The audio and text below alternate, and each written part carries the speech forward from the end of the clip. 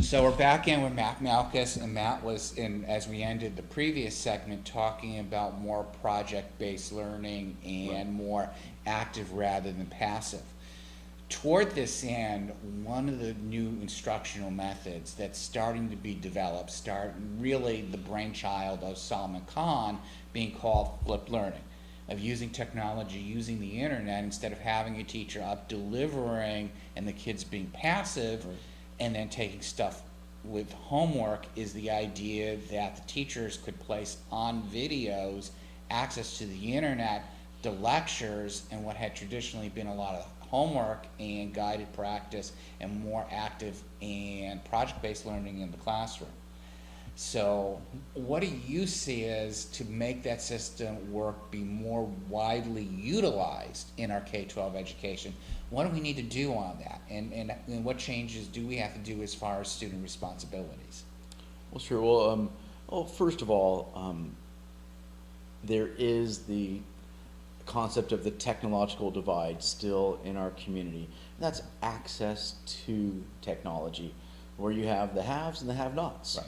And accessibility to devices, an internet appliance, whatever it is to get access to media on the internet, it becomes paramount for all families to do that flipped classroom ideology lesson plan instructional strategy, which is an amazing way to present information, but it does become an issue when you have that technological divide with students and families without access to technology. So I am a proponent for a one-to-one technology device per student in every classroom. Right. That I think as a solution, school districts can provide a device for each student, and that device or that appliance that has internet access and a type of a writing application on it as well, that information can be shared with teachers and other students in a collaborative format. I think that one-to-one platform is in our future. It is doable. Many school districts are going that Right. way, and that appliance can follow that student throughout their career in a school district, and then possibly at the end there could be a way that the student can actually purchase that appliance or that piece of technology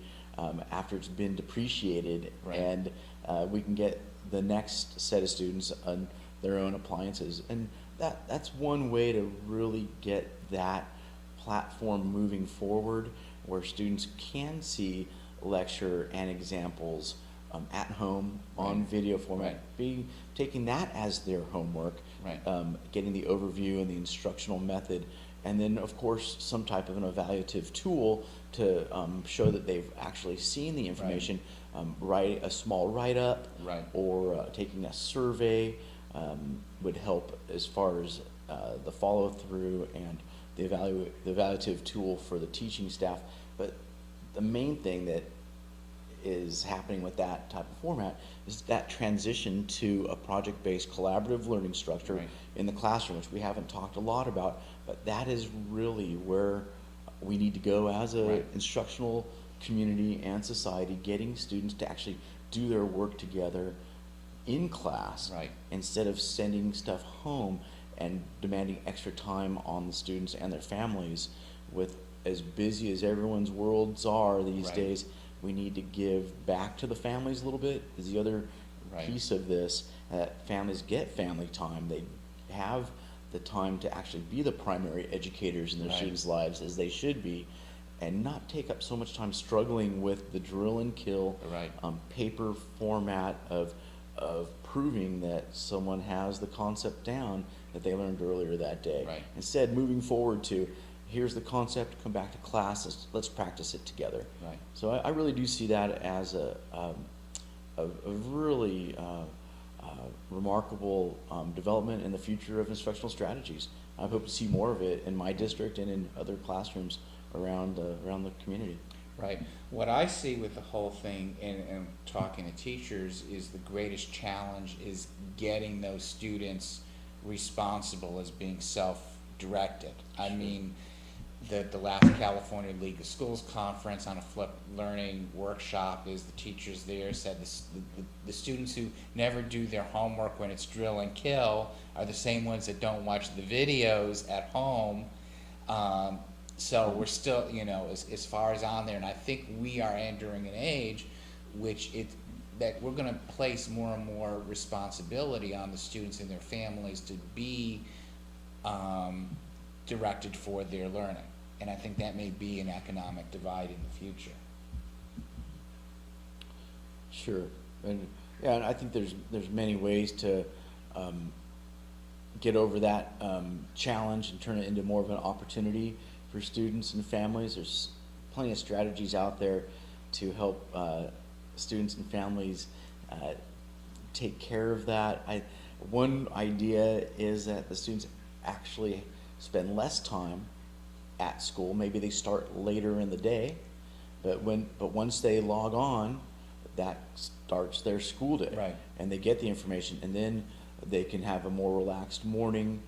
We can run students with our public transportation to schools where they actually do the project-based learning after they have been on a social media platform. There's plenty of applications out there where students and teachers can interface live and direct, Right. instead of a recording, Right. instead of a video, and that could be done in a manner at a home, Right. where students then come to school for the project. And once again, that's one way to conquer that. And just run school a little bit later. There's a lot of research out there for the elementary school age mind and the Right. teenage mind, Right. needing more sleep, needing to get up later and start their day later, Right, yeah. which of course is contrary to what our techno-industrial society demands Right, of them right now and their parents. Yeah. But we're seeing more home-based businesses, more families are working as independent contractors, Right. taking care of a product that for their own income. Right. So that can really fit handily into the flipped learning environment. Right. So, okay, so when we come back, I wanna, as Matt talked about, the technology, the access, is the one last thing I wanna talk a little bit about is as far as on those access issues of how do we get the technology more in the hands of students, and how do we start closing that, different methods of closing that digital divide.